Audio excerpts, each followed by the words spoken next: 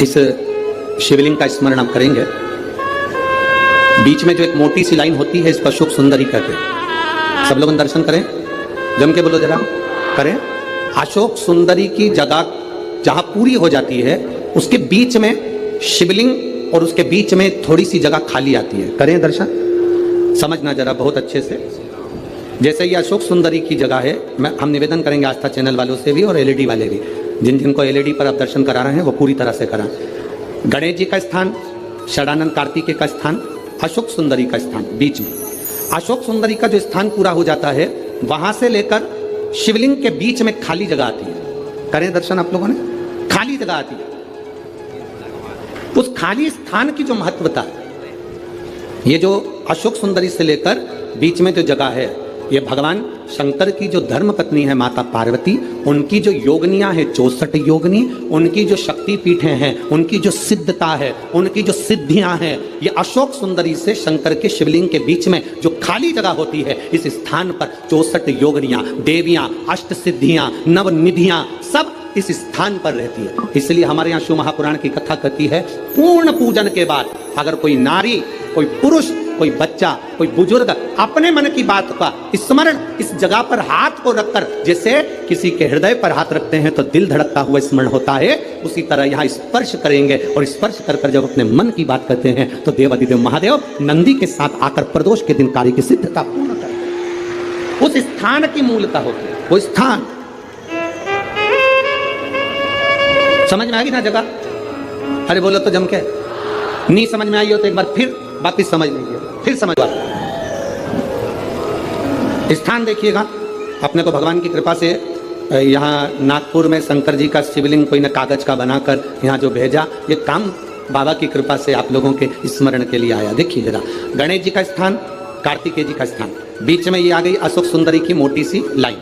अशोक सुंदरी की लाइन जहाँ खड़ी खत्म होती है, वहां से जो शिवलिंग रखा है इसके बीच की जो जगह है, ये जो बीच में अशोक सुंदरी के स्थान से लेकर शिवलिंग के स्थान के बीच में जो खाली जगह है, ये 64 योगनियां, अष्ट सिद्धियां, नवनिधियां, सब कुछ मेरे देवाधिदेव महादेव ने माता पार्वती को अपने चित्तवृत्ति के साथ यहाँ अनुमति प्रदान कर रखी है। वहां का स्पर्श, वहां का मात्र स्पर्श और हमारे दिल की बात, शंभो शरणे मांगू घड़ी दुख काटो दया करी। आपसे भी निवेदन है, कभी मौका लग जाए, तुम्हारे नजदीक में कोई शिवालय हो, शंकर का मंदिर हो, जहां तुम जल चढ़ाने जाते हो, कभी कभी मौका लग जाए तुम्हारी जिंदगी में, अगर तुम्हारे को मौका लगे और तुम्हारे जीवन में कष्ट बहुत हो, तो उस मंदिर में थोड़ी सी सफाई करना प्रारंभ करो।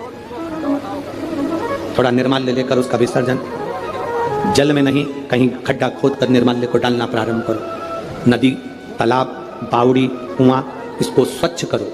हम लोग भगवान के विसर्जन का सामान सब नदी में डाल देते हैं, नदी का पानी दूषित हो जाता है, जल स्तर नीचे गिरता जाता है, पानी पृथ्वी में बचा नहीं। उस जल को हमें बचाना है। तुम्हारे घर में भभूति निकले, बेल निकले, नारियल निकले, फूल निकले, पत्ती निकले, निर्माल्य की जो सामग्री निकलती है, मंदिर का जो निर्माल्य निकलता है, उसको पानी में डालना बंद कर दो। नदी, नाले में, सरोवर में, कुएं में, बावड़ी में डालना बंद कर दो। उस निर्माल्य की सामग्री को एक खड्डा खोदो, उसमें डालना प्रारंभ करो, जिससे उससे खाद बने। वो खाद बनेगी तो अपने पूरे नगर निगम में जहां जहां पेड़ लगे हैं उसमें वो खाद डालना चालू करो, जिससे वृक्ष भी आगे बढ़ेंगे और नदी, बावड़ी, तालाब सब स्वच्छ होंगे। कई लोगों ने निर्माल्य विसर्जन के रथ चालू करे हैं, यहाँ पर भी अगर किसी ने करे हैं तो उनको बहुत बहुत साधुवाद है, उनको धन्यवाद है। करना चाहिए। निर्माल्य, मंदिर का चढ़ा हुआ फूल पत्ती है, सब पानी में नहीं डालना चाहिए, उसको एक खड्डे में डालो, जिससे नदी शुद्ध हो, तालाब शुद्ध हो, बावड़ी शुद्ध हो, जल स्तर बढ़े। पानी कम हो रहा है, पृथ्वी सूखी हो रही है, जल को बढ़ाना हमारा कार्य है। जल है तो कल है, जल नहीं होगा तो हमारा कल भी नहीं होगा। तो जल को सुरक्षित रखना हमारी जगह, पानी को सुरक्षित रखना। शिव कथा कर रही है नमोची ने कि शिव को लोग पहचानते नहीं है, शंकर को लोग जानते नहीं है। लोगों ने बहुत चमक दमक में मेरे भोलेनाथ को नीचे दबा दिया था। यहां तक लोग कहना चालू कर देते, शंकर के मंदिर का प्रसाद मत लेना।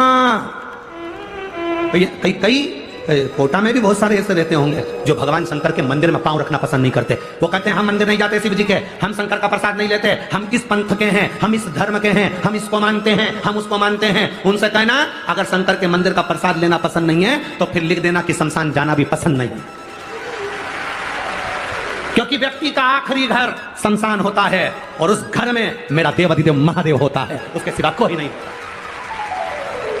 कोई कहता है हम इस पंथ के हैं, हम शंकर का प्रसाद नहीं लेंगे। कोई कि हम इस पंथ के हैं, हम शिव के मंदिर नहीं जाएंगे। शंकर को इतना दबा दिया, इतना दबा दिया, इतना दबा दिया, इतना दबा दिया, शंकर के मंदिर में जल चढ़ाकर मत पीना, बेलपत्र मत खाना। कितनी बेलपत्र निर्माल्य विसर्जन में जाती थी। आज से जब से कथा सुनना चालू करी, शंकर जी के मंदिर में एक बेलपत्र नहीं मिलती। तुम चढ़ा के हटे, दूसरी उठा के बग गई। एक बेलपत्र नहीं मिलती, क्योंकि उस बेलपत्र के महत्व को लोग जान गए, उस रुद्राक्ष के महत्व को जान गए। क्या पहले रुद्राक्ष नहीं थे? क्या पहले रुद्राक्ष की महत्वता नहीं थी? उस रुद्राक्ष को लोग पहचान गए कि रुद्राक्ष का महत्व क्या है, बेलपत्र का महत्व क्या है। क्या महत्व बेलपत्र का, क्या महत्व रुद्राक्ष का, क्या महत्व शिव पर चढ़े हुए जल का, लोग पहचान नहीं पाते। हमसे लोग कहते हैं कि आप सीहोर में जो रुद्राक्ष, मीडिया वाले पूछते हैं सब दूर रुद्राक्ष मिलता है, सीहोर के रुद्राक्ष में ऐसा क्या है?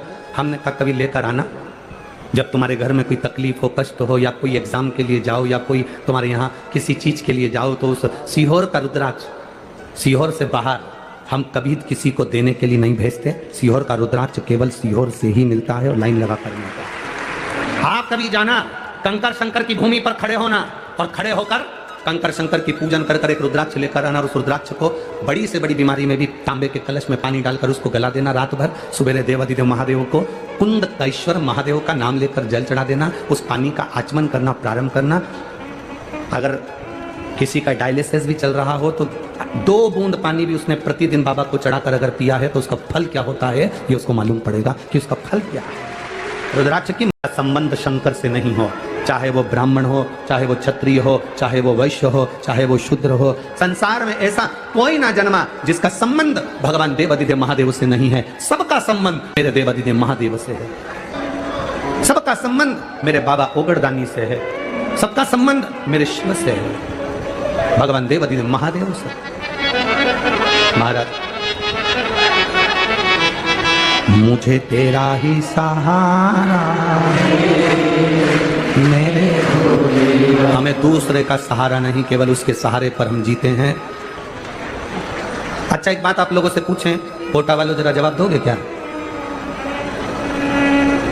भटकने से सब कुछ मिल जाएगा क्या? जम के तो बोलो। भटकने से सब कुछ मिल सकता है? नहीं। कितना ही भटक, यहां चले गए, वहां चले गए, यहां भटक लिए, वहां भटक लिए। भटकने से कुछ नहीं मिलता। मिलेगा तुम्हारी मेहनत से, तुम्हारे कर्म से, तुम्हारे विल पावर से, तुम्हारे मेहनत, तुम्हारा कर्म और तुम्हारा शंकर भगवान को चढ़ाया गया एक लोटा जल और सुनी हुई शिव महापुराण की कथा।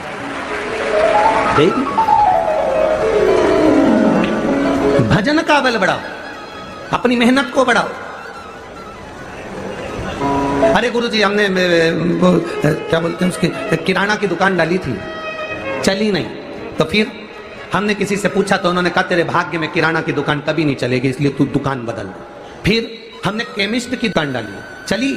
अरे गुरुजी 6 महीना इंतजार करा, केमिस्ट की भी नहीं चली, बिल्कुल बाजार में हमारी दुकान है पर चल नहीं रही। फिर क्या करा, हमारे एक रिश्तेदार हैं, उन्होंने किसी से पूछा था तो उन्होंने कहा कि इसके भाग्य में केमिस्ट की दुकान नहीं चलेगी। फिर किसी ने कहा कपड़े की डालो, तो हमने कपड़े की डाली, गुरुजी चल गई।